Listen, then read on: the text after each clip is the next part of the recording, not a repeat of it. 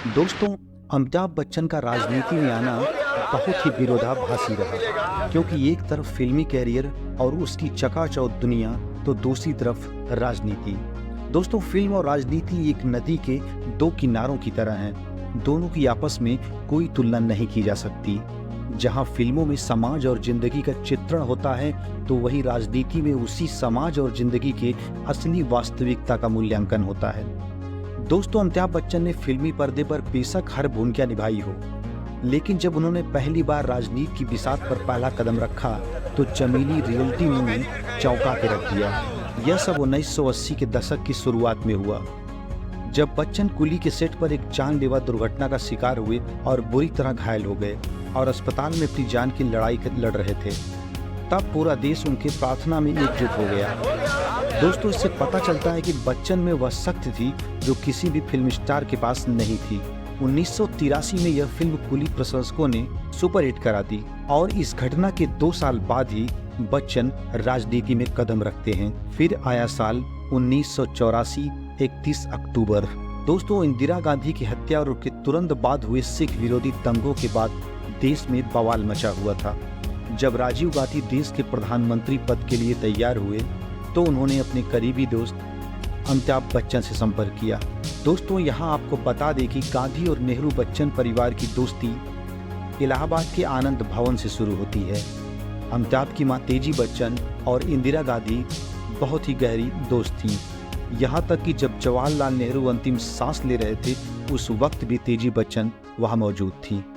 इसके बाद भी दोनों परिवार दिल्ली आए और उनका दोस्ताना जारी रहा। दोस्तों, सोनिया गांधी साल 1968 में जब पहली बार दिल्ली आईं, तो उन्हें एयरपोर्ट पर रिसीव करने अमिताभ बच्चन खुद गए थे। सोनिया करीब 1.5 महीने बच्चन परिवार के साथ रहीं और तेजी बच्चन को अपनी तीसरी मां कहने लगी। उनकी सास इंदिरा गांधी ने उन्हें बच्चन परिवार के साथ रहने को कहा था, ताकि वह भारत के रहन सहन को सीख सकें। इसी पारिवारिक संबंधों के चलते और बाद में इंदिरा गांधी की हत्या के बाद राजीव गांधी के कहने पर अमिताभ बच्चन राजनीति में आ गए। साल 1984 में राजीव गांधी ने अमिताभ बच्चन को कांग्रेस के टिकट पर इलाहाबाद लोकसभा सीट से चुनाव लड़ने के लिए राजी किया। अमिताभ बच्चन ने वो चुनाव लड़ा भी। इलाहाबाद के लोगों में उनकी दीवानगी दोस्तों देखने लायक थी। लड़कियों ने तो अपने चुनावी रास्तों में उनके दुपट्टे तक बिछा दिए।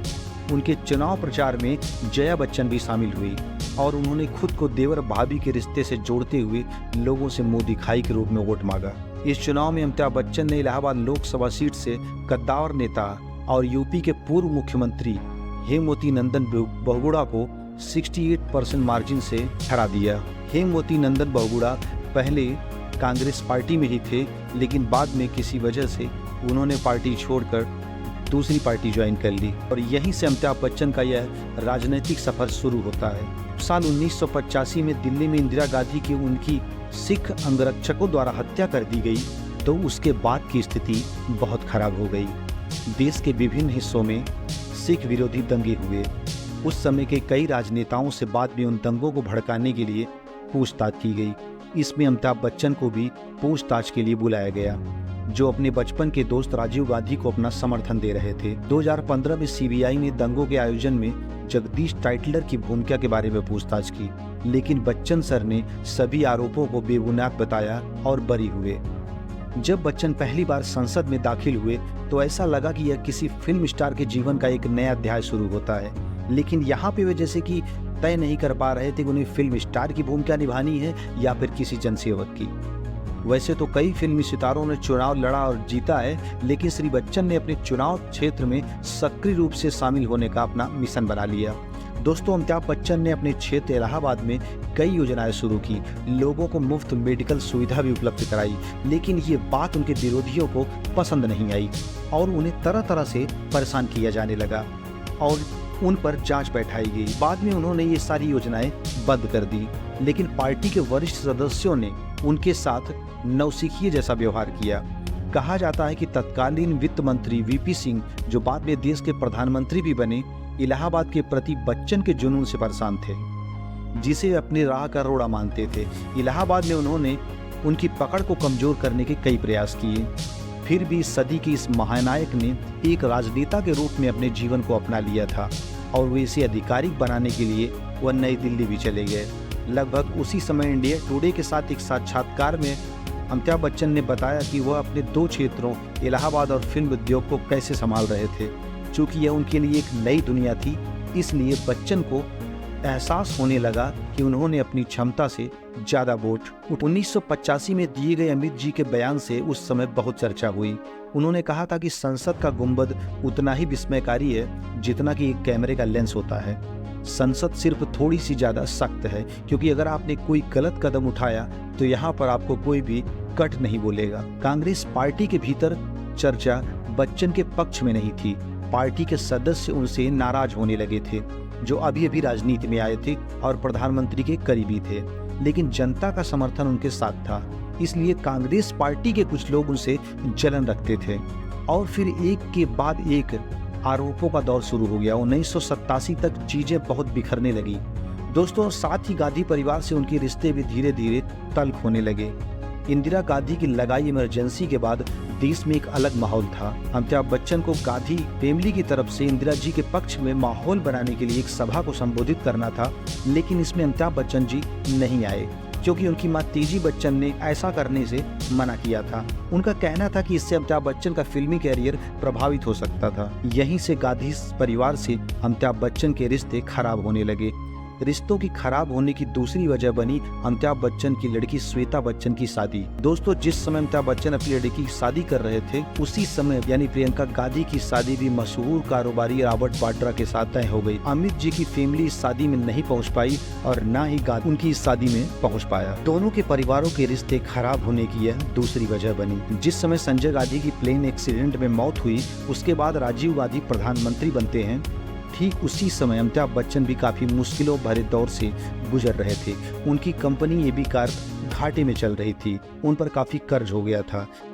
जीवन में एक बार ऐसा दौर आया जब मैं बैंकरप्ट हो गया, लेकिन गांधी फैमिली की तरफ से उन्हें कोई मदद नहीं मिली। अमिताभ बच्चन जी की संसद रहते साल 1987 में स्वीडिश रेडियो चैनल ने आरोप लगाया कि स्वीडिश हथियार कंपनी एबी बोफोर्स, जिसने भारत के साथ 1437 करोड़ रुपए का सौदा किया था और अनुबंध हासिल करने के लिए कई भारतीय राजनेताओं और रक्षाकर्मियों को रिश्वत दी थी। यह सौदा 1986 में हुआ था। इस समय तक बच्चन मीडिया में अप्रत्यक्ष रूप से लगाए गए आरोपों को टालने की कोशिश कर रहे थे, जिन्होंने आरोप लगाया था कि उनके भाई अजिताभ उनके धन को संभाल रहे हैं और उन्हें किसी रहस्यमयी स्विस खाते में जमा कर रहे हैं।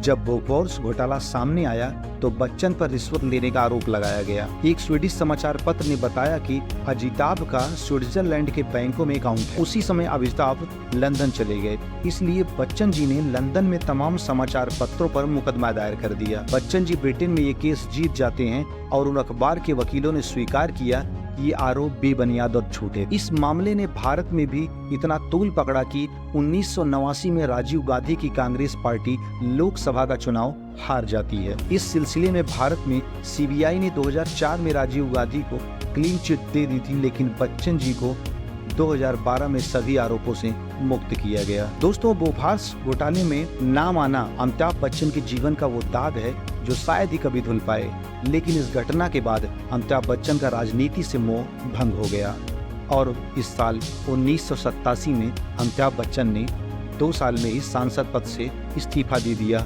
और मुंबई वापस आ गए और अपनी फिल्मी पारी शुरू की। हालांकि कांग्रेस पार्टी अमिताभ का साथ देती तो वह देश के लिए बहुत कुछ करना चाहते थे, लेकिन ऐसा हो न सका। दोस्तों, साल 1998 में सिमी ग्रेवाल से बात करते हुए बच्चन जी ने इस दौर को नरक बताया और कहा कि संसद में उनकी सहयोगियों ने उन्हें चेतावनी दी थी कि उनमें राजनीतिक क्षमता का अभाव है और हम इन्हें यहाँ टिकने नहीं देंगे, लेकिन उन्होंने इसे अनदेखा कर दिया क्योंकि उन्हें लगा कि नकारात्मक कहानियों को संभालना उन्हें आता है, क्योंकि उन्हें मनोरंजन के क्षेत्र में ऐसी कई चीजों को उन्होंने संभाला है। लेकिन धीरे धीरे बच्चन जी को भी यह एहसास होने लगा कि राजनीति सिर्फ परोपकारी और महान होने के बारे में नहीं है, इसके लिए कौशल की आवश्यकता होती है जो शायद उनके पास नहीं है। दोस्तों, सालों बाद अमिताभ अपने एक ब्लॉग में लिखते हैं कि संसद में बिताए गए उन 2 सालों में मुझे एहसास हुआ कि सिस्टम अपने आप में कभी भी उन लोगों की देखभाल करने में सक्षम नहीं होगा जो पीड़ित है। इसलिए सीमित साधनों के साथ मैंने अपना खुद का व्यक्तिगत चैरिटी शुरू किया। गांव में चिकित्सा सुविधाएं एक बड़ी समस्या थी, इसलिए मैंने मेडिकल वैन की शुरुआत की जो क्षेत्र के सैकड़ों गांवों में सेवा देती थी। लेकिन जल्दी ही राजनीति इस पे हावी हो गई और इसकी सत्यता और इरादे पर सवाल उठाए जाने लगे। इस हानि रहित सामाजिक सेवा का विरोध करने वालों के रवैये से आहत और निराश होकर मैंने इसे छोड़ दिया और बंद कर दिया। तो दोस्तों, ये था अमिताभ बच्चन के राजनीतिक करियर की कहानी, जो शायद ज़्यादा लंबी नहीं चल सकी और वे अपनी फिल्मी दुनिया में वापस चले गए और अपनी दूसरी पारी की शुरुआत की। दोस्तों, अमिताभ बच्चन का जीवन अपने आप में लोगों के लिए एक प्रेरणा का स्रोत कि किस तरह से एक छोटी सी शहर से निकला हुआ लड़का बॉलीवुड के इस सदी के महानायक रूप में काम कर रहे हैं। हम उनके जीवन की दीर्घायु के लिए कामना करते हैं। दोस्तों, आशा करते हैं कि हमारी कोशिश आपको पसंद आई हो, तो हमारे चैनल को सब्सक्राइब कीजिएगा और वीडियो उन दोस्तों को शेयर करिएगा जो अमित जी के फैन हों। धन्यवाद। जय हिंद, जय भारत।